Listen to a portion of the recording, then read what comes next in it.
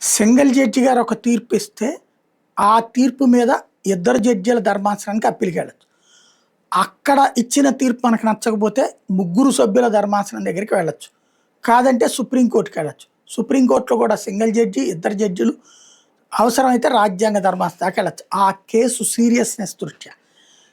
అయితే జడ్జిలకి మధ్యన విభేదాలు వచ్చినప్పుడు ఉండేది వేరు. అక్కడ హైకోర్టు రిజిస్ట్రీ కూడా ఒక జడ్జి గారే.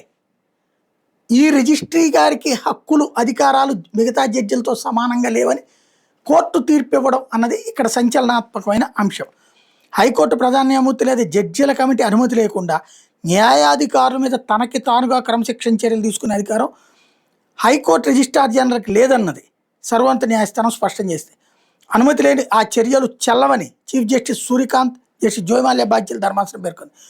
జనవరిలో హైకోర్టు డివిజన్ బెంచ్ ఇచ్చిన తీర్పును సవాల్ చేస్తూ ఉత్తరాఖండ్ హైకోర్టుకు చెందిన పాలనా విభాగం తరపున దాఖలైన పిటిషన్ మీద విచారణ సందర్భంగా సోమవారం సుప్రీంకోర్టు ధర్మాసనం ఈ విషయం స్పష్టం చేసింది. ఇంటి పనుల విషయంలో ఓ బాల కార్మికులను వేధించారనే ఆరోపణ కింద ఓ మహిళా న్యాయాధికారి మీద హైకోర్టు రిజిస్ట్రార్ జనరల్ చర్య తీసుకుంది. డివిజన్ బెంచ్ ఆ చర్యను రద్దు చేసింది. దీంతో రిజిస్ట్రార్ సుప్రీంకోర్టును ఆశ్రయించారు.